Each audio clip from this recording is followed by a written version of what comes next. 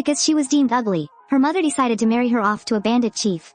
She expected a life of hardship, starving all day long, but she never imagined she'd become the darling of the entire group on her very first day. The neglected bandit chief was completely baffled. It had taken him 3 whole years to integrate into the team. Yet somehow, she managed to get along with everyone in just one day. Rumor had it that the Duke's young princess was a peerless beauty. She was the dream girl for countless nerds. But then, one coming-of-age ceremony made her the talk of the imperial capital's social scene. The reason the Duke's daughter had stayed out of the public eye for so long sparked even more speculation. Some said she was abused by her parents, forced to survive on nothing but dew. Others said she had a terminal illness that made her skin fester at the slightest touch of sunlight. And still others claimed she was under a witch's curse, destined to dissolve into sea foam the moment she left the ducal manor. But what no one could have ever guessed was that this supposedly pure and flawless young lady of the Duke had only one reason for never stepping foot outside. She was completely and utterly spoiled rotten by her family. As the sole heiress of the Wentworth family, Vivi had been showered with love and affection since birth. When she ate strawberries, she'd only eat the very tip, leaving the bottom for the dog and her father. She couldn't walk more than 1 meter without demanding to be carried, thanks to her family's coddling. Even her mother couldn't help but complain. Maybe this is why your father took your brother and fled, her mother said, sobbing beautifully. She glanced over at her daughter, but to her surprise, Vivi had already dozed off hugging a pillow, blowing snot bubbles. Annoyed, her mother poked her silly daughter. The rumors outside are saying I've locked you up. They've even formed a princess protection squad to come and rescue you. At this thought, her mother's mood suddenly sank. If only I could protect you for the rest of your life. It wouldn't be in such a rush. Ever since your father left, I've been managing this massive estate all by myself. If something were to happen to me, how would you ever manage on your own? Seeing the tears welling up in Vivi's eyes, the guilt-ridden mother quickly got to the point. So, you'll do what mama asks, right? The maids, who had been waiting for their cue, appeared in an instant. Then pack your bags and get ready to go. Vivi was utterly dumbfounded. She grabbed the corner of her mother's clothes, looking absolutely pitiful. So, mama, where are you sending me? Her mother looked at her guiltily. Oh, did I not tell you? I found a man you can entrust the rest of your life to. He is Victor, leader of the Lion Brigade. The Lion Brigade is a phantom army, unrecognized by the crown. It's filled with war orphans and exiles. From the highest royalty and nobility down to the common folk. They all tremble in fear at the mere mention of the name. Especially their leader, Victor. It is said that to gain his indestructible body, he even made a pact with the devil. Right now, the king is gravely ill and in desperate need of expanding his influence. Everyone is watching to see which side the Duke will choose. And Vivi is the ducal family's only princess. Sending her away is the only way to prevent her from becoming a pawn in the political struggle. If it weren't for the queen's help back then, I would have never attained my position as duchess. Now I can only hope that after Vivi is gone, the queen can find another suitable candidate for a marriage alliance. Meanwhile, Vivi was shivering under her covers. She'd overheard a rumor from the butler, who said Victor was 2.5 meters tall, with thighs as thick as buckets. And that he could crush 2 college students with a single hand. Just as she was panicking, she suddenly heard someone calling her. My lady, over here. Vivi slowly shuffled towards the door. A handmaiden handed her a book and a rope. The men from the Lion Brigade are already here for you. If you're going to escape, now is your last chance. This is the last bit of help we can offer. Whatever you decide, we will support you. Vivi stared at the rope in her hand, utterly bewildered. How is this used? Is this how you use it? She wondered for a good 2.5 minutes. That can't be right. So, she opened the book. 100 questions for runaway noble ladies. Are you troubled by your parents' stubborn decisions? And are you anxious about your current situation? Vivi nodded frantically. Yes. That's me. This book is a compilation of the personal experiences of 100 runaway ladies, to help you perfectly plan your escape. Escaping through the main gate is too conspicuous. A rope is undoubtedly your best choice. So the rope was for escaping from the balcony. With that, she snapped the book shut. She looked at the balcony and threw the rope down, embracing the fine virtue of dealing with consequences later. The young duchess began her adventure. But the very next second, the adventure was over. Because the rope wasn't long enough, she was left dangling in midair. Below her, a man and she stared at each other awkwardly. Then, the rope snapped. Vivi landed perfectly in the man's arms. She touched his firm pectoral muscles. Is this a new guard? At that moment, she had a brilliant idea. Could you please take me to the exit? I'm running away, but walking on my own 2 feet is just too tiring. After saying that, she fainted in the man's arms. But what she didn't expect was that the man before her was her future husband, who had come to pick her up. Meanwhile, as the members of the lion troop entered the city, the townspeople scattered in fear. One of them couldn't help but complain. If the boss had accepted the emperor's reward back then, our reputation would probably be a lot better, right? You know how much the boss hates the airs that nobles put on. Well, there's no use complaining now. But that was precisely why they were so curious. Their boss, who used to despise nobles, had now traveled over mountains and rivers to come here. He even left the main group early just to personally welcome a duke's daughter. Don't you guys think something is off? They all nodded in agreement. Could the boss be lovesick? Just as they were speculating, their gazes unconsciously shifted to the side. Their boss, who'd been single for 20 years, was walking out carrying a duke's daughter. A knowing grin spread across all their faces. Looks like the boss is in love. Victor also noticed their stares. Giant question mark instantly appeared over his head. Just then, the butler and the guards rushed over. My lady, what are you doing? How can you be so intimate with a man you've just met? Vivi slowly opened her eyes, looking at the man holding her with a dazed expression. Who are you? Victor gently put her down. I am Victor of the Lion Troop. I'm here at the Duke's request. To provide protection for the young Duchess. But all Vivi could think about was food. What? The persimmon troop? Or the cheese troop? Suddenly, she remembered. Oh, right. The Lion Troop. That terrifying group that crushes people's skulls with their bare hands. At that moment, her mother came rushing over. She pulled Vivi into her arms. I'm so glad you're okay. I thought. But the tender moment didn't even last 2 seconds. Her mother furiously pinched her cheek. You've really grown some wings, haven't you? Daring to run away from home now. The members of the Lion Troop watched this, completely baffled. Afterward, the Duchess instructed a maid to take her daughter to change clothes. She had something important to say to Victor. So, the two of them went to the ducal manor's rear garden. I heard that you had an audience with the first prince. He wants to absorb the Lion Corps into the official army. Congratulations to you. Becoming part of the official army doesn't just mean full benefits and a pension. You'd also receive a hefty military fund each year. Before she could finish, Victor cut her off. I refused. The Lion Corps has its own sense of justice. We will never become lackeys for the royal family. As for the military funding, thanks to the land you granted us. We are currently self-sufficient. I will be sure to repay you for this kindness. The Duchess gave a satisfied smile. I knew I wasn't mistaken about you. I need you to keep what I'm about to say a complete secret. Otherwise, it will bring disaster upon us both. Within 2 years, the ducal family will join forces with the Empress to stage a coup.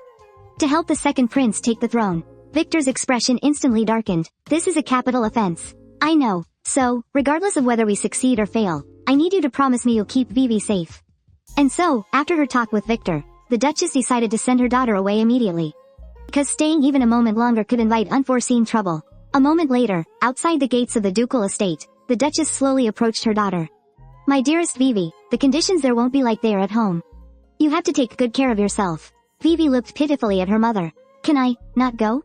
But unexpectedly, the Duchess hardened her heart. Just this once. Please, just listen to me. After only saying, be careful on the road, she turned and left without a second glance. Vivi stood in place for a long time before finally, silently nodding. And just like that, she embarked on the first journey away from home in her life. The Duchess led the others and stood at the gate, her expression full of reluctance as she watched the carriage drive away. She waited until it had completely disappeared before she finally spoke. From the day Vivi was born until now, we've never been apart for this long. Do you think she'll resent me? The head maid comforted her. Please don't worry, Your Grace. For Lady Vivi, this will surely be an unforgettable journey. As the Duke's daughter traveling for the first time, she was curious about everything around her, but the long journey soon lulled Vivi into a deep sleep. But when the carriage entered a steep mountain road, a sharp turn jolted her right off the bed. Before she could even process what was happening, next second, the carriage crashed into a large tree, sending her flying a good 10 meters. With no other choice, she had to stop the carriage driver. And as the most beautiful woman in the empire, the moment she stepped out, she drew the attention of everyone in the Lion Corps. Is that the legendary Duke's daughter? So elegant, and her clothes are so beautiful, but why? Does she look like that after a simple carriage ride? Just then, Victor walked over. Why have we stopped? We're still a long way from the scheduled resting point. The coachman hurriedly explained, The Duke's daughter said she's not accustomed to carriage travel. Meanwhile, Vivi was like a child who'd done something wrong. Standing there, fidgeting with her fingers guiltily. When she looked up and saw Victor's grim face, she got scared and quickly hid behind the coachman. Victor, however, remained completely indifferent. Next time, report in before stopping. With that, he turned and walked away, leaving Vivi standing there, trembling. At that moment, his subordinate hurried to catch up. Captain, you're so dense. Couldn't you be a little gentler with the girl? Don't you have a crush on her? Be careful, or she'll end up disliking you. Before he could finish, Victor cut him off. I did not. That's not what happened. Stop spouting nonsense. I was just entrusted by the Duke to look after her for 2 years. After all, the Duke did give me specific instructions. He said his youngest daughter was spoiled rotten, and that once she got to the Lion's Pride, I shouldn't go easy on her. Train her however you see fit. At the time, Victor didn't think much of it. Aren't all noble ladies like that? Just how spoiled could she possibly be? This daughter of mine needs to be carried to walk and spoon-fed to eat. She even needs someone to bathe her, and she'll never wear the same outfit twice. And on top of that, she's incredibly wasteful with food. The moment Victor heard this, his face darkened. He swore right then and there that he would break every single one of her bad habits. Even so, Captain, you didn't have to be so harsh with her, did you? But Victor just looked completely clueless. After a long silence, he asked blankly, was I? Hearing that, his subordinate almost rolled his eyes into the back of his head. But for the lion's pride, the captain's will was the will of every member. If their captain acted cold toward her, the others naturally wouldn't try to get close to her either. For someone who had just joined the group, this was undoubtedly an unprecedented kind of torment. They soon reached their resting spot. After a long day's journey, everyone could finally relax, but there was one exception. That was Fried, the lion's pride's only mage and the one in charge of the group's meals. At that moment, he was under an unprecedented amount of pressure. Vivi was standing right beside him, staring at him without a word. "WWW, what are you staring at me for? DWWW, want to fight?" He sized up the noble lady. Her superior looks, her noble birth. Just a single glance was enough to make his hair stand on end. He had already tried his best to stay away from her, so why was she targeting him now? Then, it suddenly dawned on him. Could it be, she despises me? Instantly, a scene flashed through his mind. Vivi looked at him with a haughty expression. "Someone like you pollutes the very air. Could you please disappear from this world?" He broke out in a cold sweat. "I'll just disappear along with this world." As he spoke, he was about to cast a spell. Just then, a husky-like character appeared and stopped him. He looked at Vivi, completely bewildered. "Are you two fighting?" Vivi shook her head like a rattledrum. She had no idea what was wrong with him. She was just simply hungry. A moment later, a steaming bowl of food was placed on the table. Vivi stared at the meal, the likes of which she'd never seen before. She hesitated for a long time, not daring to take a bite. But after seeing the husky-like guy devour his, she also picked up her spoon and cautiously took a bite. But the next second, her face went pale, and with a thud, she collapsed to the ground. Meanwhile, Victor was in his tent studying strategy when one of his men rushed in anxiously. "Captain, it's an emergency. The Duke's daughter, she's passed out." By the time Victor rushed over, he found Vivi lying on the ground. Her face was ashen, and her whole body was trembling uncontrollably. She was fine just a moment ago. How could this happen so suddenly? Could she have been poisoned? Victor scooped her up into his arms. Her body wasn't hot, and her breathing didn't seem labored. What in the world happened? Could it be some new kind of poison? One that could make someone die suddenly without any symptoms? Just then, Vivi suddenly grabbed his collar. She seemed to be using every last bit of her strength, and finally managed to force out a single word. "Good." What was so good about it? Just when Victor was looking completely confused, Vivi's next words would shock him for the next 800 years. She managed to say 4 simple words with a pained expression. "It's so gross." And those words just drifted through the mountains, echoing in everyone's ears. So gross. Gross. Fried was so furious he charged forward, ready to strike her. "Don't hold me back. Let me at her." Just then, a commanding, red-haired woman stepped forward. "What should we do, boss? Should we make a separate meal for her?" But Victor immediately rejected the idea. "Tomorrow, I'm taking her hunting. If she's unwilling to eat the food others provide, then she can learn to hunt for herself." The morning sun streamed through the forest. Vivi looked heroic and dashing on horseback. The next second, a wild boar was pierced by an arrow. Vivi had successfully learned to hunt. However, the scene above was all from Victor's imagination. Vivi, meanwhile, was also picturing the hunt in her own mind. Wild boars are so scary. Early the next morning, they prepared to set off. Vivi looked at Victor with some apprehension, but the man didn't say much. He simply reached out his hand and pulled her onto the horse. Soon, they arrived at a steep mountain range. They had to cross this mountain range to reach the hunting grounds. The two of them silently stared at the rugged, uneven mountain path. "We have to slide down from here. Think you can handle it?" Vivi shook her head frantically. But before she could react, a pair of large hands had already lifted her up. Victor hoisted her onto his shoulders. He charged down the slope at 80 miles per hour, quickly reaching the bottom. Victor could feel the trembling on his shoulders. The girl must be terrified, he thought. Can't she handle a little scare like this? After all, she grew up completely pampered. However, the moment Victor turned his head, he was met with Vivi's sparkling eyes. "That was so fun. Let's do it again." Victor was speechless. But then again, he was the one who accepted the Duke's request. And so, just like that, Victor carried her and ran back and forth more than a dozen times. It was the first time he had ever seen Vivi smile so happily. At that moment, the man finally understood. No wonder the Duke would rather fight alone just to send her away. This girl was completely spoiled rotten. She had absolutely no guard up against the outside world. Since the Duke had entrusted her to him, it was his duty to pave the way for her future. For at least the next 2 years, he had to teach her some survival skills. So, when a venomous snake was about to ambush Vivi, Victor just mercilessly sliced it in two with one clean strike.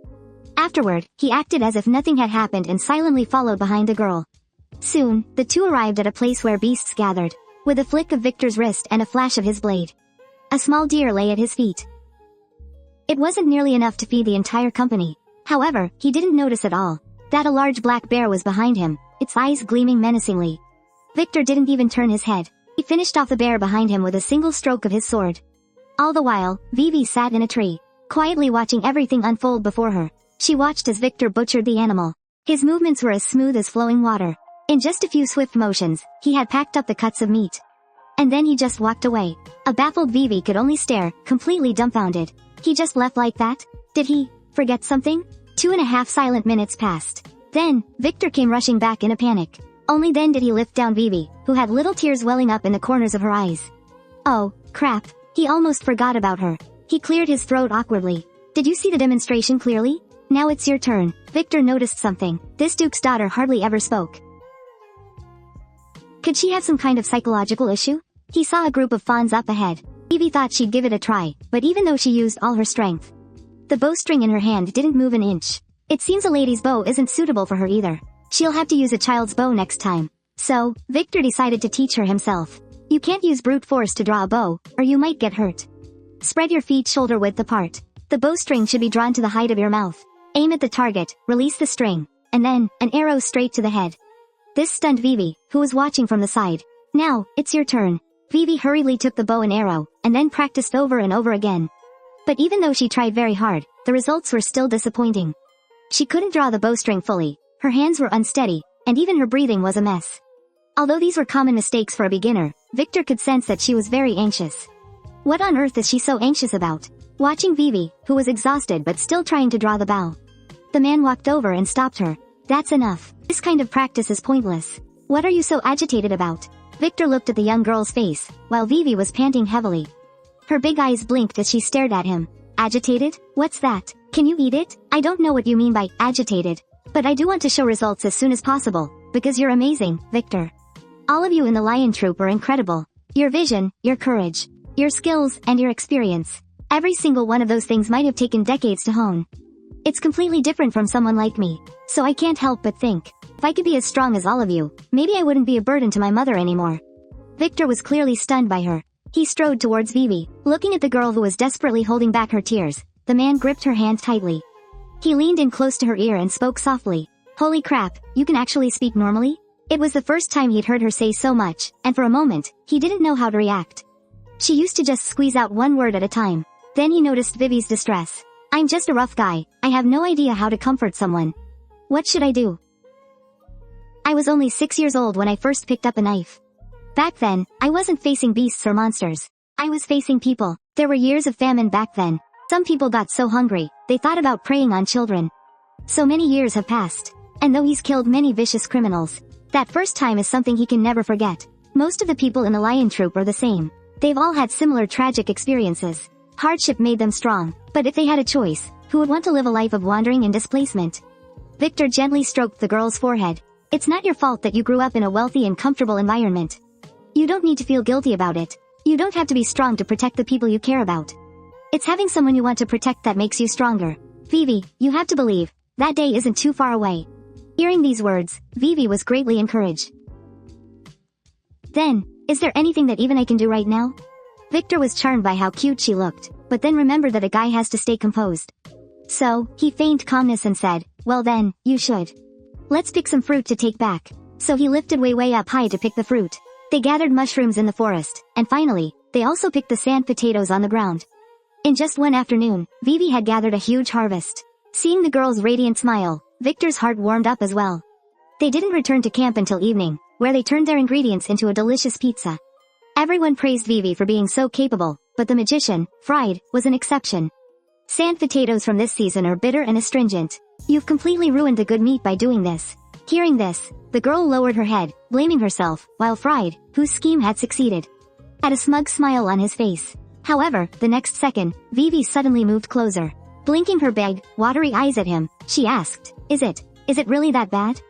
Fried looked guilty, seeing the girl's pure, innocent eyes. He just couldn't resist it. I guess it's not completely worthless. This stunned everyone nearby. That sharp-tongued Fried was actually praising someone's cooking. Instantly, Vivi was back to her cheerful self. Fried, on the other hand, turned bright red with embarrassment. You, don't you come any closer.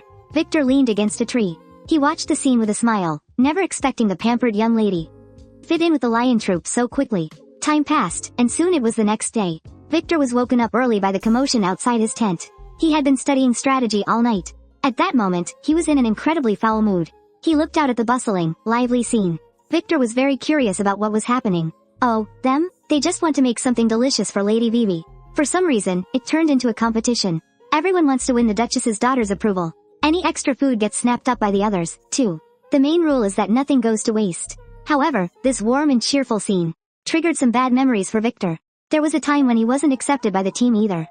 Some people thought he was pretentious, while others refused to be his partner. It was only after fighting desperately side by side, time and time again, that he was gradually acknowledged. He finally became one with everyone in the lion troop. You have to understand, it took him 3 years to fit in with the group. But the girl became the darling of the group in just one day. Watching their joyful interactions, a certain heartbroken boy felt his world quietly crumble. In the crowd, Vivi, who was being lifted up high, spotted that lonely figure. She struggled and jumped down. Then, she quickly ran over to Victor and gently tugged on his sleeve.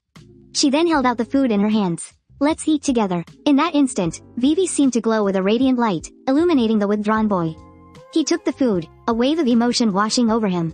But when he looked at the container, he felt that something wasn't quite right. Where did the meat go? Vivi had a guilty look on her face. The next second, Victor pulled her away to a secluded spot. Victor handed the bowl to her. Here. I'm going to watch you eat all of these vegetables. Hurry up, no picky eating. Meanwhile, the gossiping onlookers. Look, the boss and the Duchess's daughter are getting into it. I knew there was something between them. Fried, however, just grumbled under his breath. Just as the group was enjoying a harmonious moment, Big Beard suddenly had a bad feeling. Although the traveling members had all accepted the Duke's daughter, it was hard to say about the people back at camp. Everyone immediately understood what he meant. The others would be fine, but then there was that woman. She definitely wouldn't let this go. Soon, the large group set off once more. Vivi fell into a deep sleep in the carriage as they passed through a rugged mountain valley. The girl was bounced onto the floor like a rubber ball, but by now, Vivi was already used to it.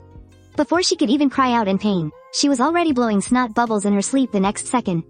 Since they were unfamiliar with the terrain, Victor ordered everyone to be on high alert. And just as you'd expect, the unexpected happened. Suddenly, there was a loud noise from behind. A giant boulder came rolling down from the mountaintop, heading straight for Vivi's carriage. Vivi was woken by the noise outside. Just as she opened her drowsy, sleepy eyes, she was grabbed by the back of her neck and yanked out of the carriage. A moment later, the carriage was smashed to smithereens by the boulder. Shattered debris flew toward them. Victor hurriedly ripped off his cape, using his own body to shield her from the fragments. By the time the other members arrived, Victor handed Vivi over to the red-haired woman for protection, then took off after the assassins. The red-haired woman hoisted her onto her shoulder, thinking to herself, the little princess must be scared out of her mind. She's probably crying her eyes out under that cape right now. But as another ambushing assassin charged at them, she saw Vivi snatch a suitcase and start wailing on him, knocking the bandit down in just a few hits. Then, she calmly let out a yawn. The redhead was completely dumbfounded. Holy crap, she adapted way too fast. Meanwhile, Victor had taken care of the other assassins. He then set his sights on the mountaintop and leapt up in a few nimble bounds. Then, with one swift strike, he dispatched the assassin leader. But just as they tried to capture one alive for questioning, they found that all of them had taken their own lives. It turned out they were all highly trained death commandos. The situation down below must be the same, then. But what they hadn't expected was that one assassin had been knocked unconscious by Vivi. Up on the mountain, the two men exchanged a smile. Looks like this Duke's daughter is pretty interesting. A moment later, the assassin was jolted awake by a splash of cold water. He opened his eyes to see Victor's ice-cold face. I don't need to know who sent you. You can go back and complete your mission. But at the same time, I want you to deliver a message for me. We are not getting involved in the royal family's power struggle. We have no intention of becoming anyone's pawn. But if anyone dares to harm my companions, the lion troop will be ready to meet them in battle at any moment. Meanwhile, in the royal palace, the crown prince burst into crazed laughter when he heard the message. He had only meant to test the lion troop. He never expected them to be so stubborn. How interesting. It seems I'll have to use more forceful means to make them mine. After a long and arduous journey, the lion troop finally arrived at the gates of their camp. Victor tried to comfort Vivi. Don't be nervous. Just hang in there a little longer, we're almost there. But when he looked at the girl in his arms, she wasn't nervous at all. In fact, she was thrilled. Members of the lion troop poured out to welcome their boss. Just as Victor was about to introduce the girl at his side, he realized Vivi had already disappeared. The newly arrived little princess was curious about everything. She was curious about the old buildings and curious about the sheep grazing on grass. She even went to get a closer look at dog droppings. Suddenly, a large hand pulled her back. Don't run off like that. Don't tell me you've never even seen a dog before. Of course I haven't. Is there a problem with that? As Victor's childhood friend, Kadra was not at all pleased with this new duke's daughter. Why is she dressed like that? Is this some kind of new fashion trend from the capital? Oh, about that. Something happened on our way back. She ended up getting targeted, and besides, she stands out so much. Kadra looked completely baffled. At this point, she still didn't understand what he meant by stands out. When the girl took off her hat, a full head of silvery white hair was revealed. That, along with her pearl-like delicate skin, left everyone in the Lion's Legion completely stunned. I apologize for the intrusion. My name is Yvette, it is a pleasure to meet you. The men of the Lion's Legion couldn't take their eyes off her. A bunch of country bumpkins like them had never seen such a refined lady. A few of them huddled together, whispering for a moment, before finally pushing out a representative. THTH that is. We've all been here for many years. So if there's anything you need, you can ask us anytime. Thank you for your kindness. I'll be in your care from now on. Her ladylike demeanor left Blondie and the bearded guide completely dumbfounded. She was nothing like this on the way here. While Vivi was off in her own beautiful world, Victor walked over and gave her a light chop on the head. The Lion's Legion are all family here. There's no need to be so formal in front of them. Also, let me introduce you. This is Kadra. She's the head of the logistics department. From now on, she'll be looking after you. To welcome the Lion's Legion, the head chef had prepared a magnificent feast. The sight made Vivi's mouth water, and even the bearded man couldn't help but cry his eyes out. After eating nothing but awful food on the road, they could finally have a proper meal. But as a pampered duke's daughter, Vivi had never even used a fork before. She just kept jabbing at her plate, but in the end, couldn't manage to get a single bite. Just then, the head chef, Marlene, appeared behind her. It's your first day here, little sister. I prepared a special dish just for you. Hearing this, everyone else's face turned dark with fright. Here it comes, Big Sis's special welcome for the new recruit. They remembered how brutally they were pranked back in the day. Could even Vivi escape this fate? The moment the lid was lifted, Vivi felt her skin crawl. It was a horrifying-looking tentacled squid, its tentacles still writhing frantically. This is my most satisfying creation this year. Go on, have a taste. Terrified, Vivi shook her head again and again, resisting with every fiber of her being. Victor shot a look over at Blondie, who understood instantly. He quietly snuck up behind the girl and, when she wasn't looking, gave her a scare. The next second, the food was stuffed into her mouth. At first, Vivi was still resisting. But after chewing for a moment, she realized it was surprisingly delicious. Marlene watched her with a wide smile. Is it good? This is the best thing I've ever eaten in my entire life. The members of the Lion's Legion all burst into cheers. Big Sis's special dishes might look terrifying. But the taste has never once disappointed. After the banquet was over, Victor prepared to reorganize their daily duties. Those whose names I call will follow the new duty roster. Those who aren't called will continue as before. Lin Zheqing, Rosanna, you're in charge of daily reconnaissance. Arthur and Nia, you'll be responsible for guarding the east side of the base. Additionally, because some members have enormous appetites, head chef Marlene's workload has become too heavy. We now need an assistant to help her prepare ingredients. Yvette, you'll be in charge of this. Just as Vivi was making a face of utter disbelief, the red-haired woman leaned in and whispered in Victor's ear, but she's a noble lady, after all. Is it really appropriate to have her do such manual labor? Victor was resolute. Lion's pride doesn't support freeloaders. Besides, a person's strength isn't just about their fighting ability. Physical stamina, endurance, eloquence, knowing how to manage relationships. These are all part of one's capabilities, and it's a necessary part of the Duchess's journey of growth. Vivi was instantly inspired. Then leave this difficult mission to me. So, early the next morning, the eldest sister assigned Vivi the task of delivering vegetables to the kitchen. But as she was humming a little tune, skipping along on her way, a figure suddenly blocked her path. Well now, Duchess, do you remember who I am? I remember. Godzilla. It's Kadara. Kadara told herself she had to stay calm. Can't let her get the upper hand. Since she loves working so much. Then I'll let her do the most tiring and dirtiest work. Put those ingredients down. I'm giving you a new job. I'm in charge of all the logistics for the Lion's Pride. That means you do whatever I tell you to do. Now then, your next job is to clean the sheep pen. However, Vivi was only stunned for a moment.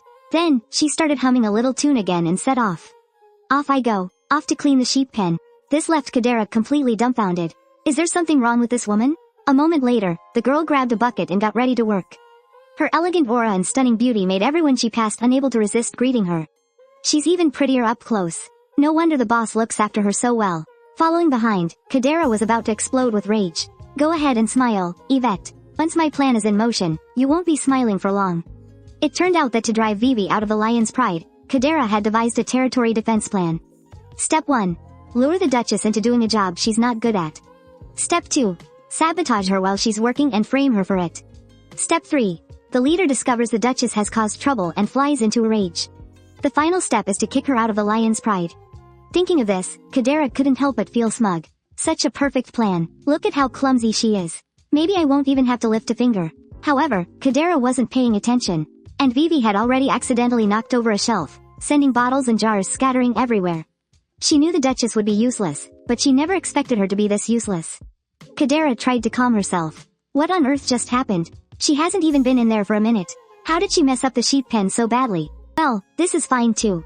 At least now she should realize how foolish she is. However, after a moment of thought, Vivi took advantage of no one being around and hid the broken pieces. What is she doing? Hey, you can't just pretend it never happened. Kadera couldn't help but yell, and was almost discovered by Vivi inside. I thought she was some delicate flower raised in a greenhouse. Turns out she's incredibly thick-skinned. I can't let her keep this up. Otherwise, before I even manage to get rid of her, the lion's pride will go bankrupt. And so, as soon as Vivi finished cleaning, Kadera was right behind her, cleaning up the mess. Vivi felt something was a little strange. Why'd I feel like someone's behind me? Is it just my imagination? Only after Vivi had left did Kadera emerge from a haystack. Ah, it stinks so bad. Meanwhile, the red-haired woman was working in the fields. Seeing Yvette, she called out to her from a distance. How's it going, Vivi? How's the work coming along? Vivi didn't say anything. Instead, she confidently gave a thumbs up. The red-haired woman chuckled at how cute she was. I never thought our Vivi was so capable. Looks like I underestimated you. But didn't the boss ask you to help out Big Sis? Why are you herding sheep out here? Someone told me to do it. I think her name was Tesla or something. You mean Kadra, right? The blonde guy gave a knowing smile. I think I know what's going on now. Kadra was so mad she was rolling around on the ground. I'm exhausted, so exhausted. This is 10,000 times more tiring than anything I've done myself. What on earth am I even doing? She lay on the grass, staring quietly at the sky. Even the clouds floating by seemed to form into images of the captain and Vivi being all lovey-dovey. Just as she was dizzily drifting off to sleep, she was suddenly hit in the face by a sheep's rear end. Who the hell was that? Just as Kadra opened her eyes, she saw Vivi staring at her, holding a smelly sheep in her arms. She was so startled she jumped back 2.5 meters. You. What do you want? Arthur just told me that you were probably getting yourself into trouble again. So I came to check on you. Turns out, back in the fields, Arthur had revealed that Kadra has a crush on Victor. The red-haired woman could hardly believe it. Kadra actually likes the captain? Why are you so shocked? Anyone with eyes could see that, right? The red-haired woman had a sudden realization. No wonder she was always secretly watching the captain. And I thought she was like me, just wanting to know why the boss is so strong. Kadra must think the captain is paying too much attention to you. That's probably where all the resentment is coming from. So, nobody actually told you to do all that heavy work. She just wanted to bully you. Anyway, just be careful. It's best if you don't provoke her. After the blonde guy left, Vivi kept wondering why. Why didn't Kadra like her? Even while herding the sheep, her mind was elsewhere, wandering from trivial matters to the mysteries of the universe. So when she saw Kadra walk out of the sheep pen, her first instinct was to ask her and get things straight. Kadra was stunned. So you came to ask me directly? Vivi nodded affirmatively. Is there a problem? Terrifying. This woman is absolutely terrifying. So why? Why would you do that to me? Kadra was silent for a long moment. You're asking me why? Because I hate you, of course. The man I've loved for more than 10 years suddenly brings another woman home, takes such good care of her, and acts all intimate with her. How do you think I should feel? Am I supposed to just get along with you? Absolutely not. The past flashed through her mind, scene by scene. Kadra still remembered the first time she met Victor. From that moment on, she vowed to marry him. I'm the one who's known him the longest. Why did you have to suddenly show up? Vivi still looked completely baffled. Did I do something wrong? Oh, so many things. First of all, you shouldn't have ridden on the same horse. But since the carriage was broken, I'll let that one slide. Second, couldn't you get off the horse by yourself? You touched his hand, didn't you? You definitely touched it, and the worst part is, you actually let him pick you up with one arm. All of those things are things you're only supposed to do with someone you love. You're just shameless. Shameless flirt. Vivi didn't say a word. She just hugged the little lamb in her arms even tighter. Seeing her looking so pitiful, even Kadra couldn't bear it. Look, if I said something wrong, I'll apologize to you. But if you don't like the captain, you shouldn't be with him. But I do like him. Kadra was completely floored. With a blush on her cheeks, Vivi said something that stunned Kadra in a light-hearted tone. I like Victor. At that, Kadra finally snapped. Why you? You woman. Are you declaring war on me? I also like Francis and Darwin. Liz and Arthur cover for me when I make a mistake. Fried and Hart share their food with me. And Miss Marlene's cooking is delicious too. And then there's Xenia, and Rosanna. I like everyone here. I even like you, Kadra. Is that wrong? Suddenly, Kadra's cheeks flushed red. It was only then that she realized the like Vivi was talking about was completely different from what she had imagined. Before she could get any sentimental words out, she suddenly heard the red-haired woman shout from behind them. Vivi, hurry back. Your sheep have gotten out again. They're already eating the crops. As she was about to leave, Vivi suddenly looked back. Did you have something you wanted to say just now? Kadra's expression changed in a flash. It was nothing. Now get lost, you big dummy. Kadra didn't let out a long sigh of relief until Vivi was far in the distance. Talking to her is more exhausting than cleaning the sheep pen. She was just about to take a break, when unexpectedly, the blonde guy showed up. He didn't even have to ask to know what was going on. Kadra must have cooked up some territory defense plan. I'm telling you, you should just give it up. Your plan won't work. Sure, Vivi is pampered, and has no idea what hardship is. But the journey here was so hard, and I never saw her cry or throw a tantrum once. Even though she's clumsy, she's still trying her best to fit into this new place. Bullying a kid like that will bring you divine punishment, you know. It's not that Kadra didn't know this, but as soon as she thought of Victor, she'd just lose all reason. The blonde guy's expression suddenly softened. Since you know you were wrong, you should go and apologize to her. And don't think I don't know. You're the one who broke all those jars and framed her for it, weren't you? She's a duke's daughter, you know. Prettier than you, has a better figure, and is even nicer than you are. Jealousy is really making you ugly. How could the captain ever like someone like you? Before he could finish his sentence, Kadra knocked him out with a single punch. He went spiraling 360 degrees into the sky. Vivi, who was watching from the sidelines, was completely dumbfounded by this display. Sister, come quick. I think I just saw God. Meanwhile, the other members were in the middle of training when someone came running over, clearly enjoying the drama. Hurry, hurry. Kadra and Arthur are at it again. Everyone immediately looked over at Victor. With a single word, Victor dismissed them. The crowd of gossip mongers instantly rushed to the scene. Meanwhile, Vivi, who had had a long day, was so exhausted she had fallen asleep on the grass. Victor draped his own clothes over her. Then, he quietly walked away. That night, as Kadra lay in bed, she remembered Vivi's words. I like Victor, and I also like Francis and Darwin. Wait, who's Darwin, and why is he ranked third? Because Kadra and Vivi broke the rules, Victor punished them both.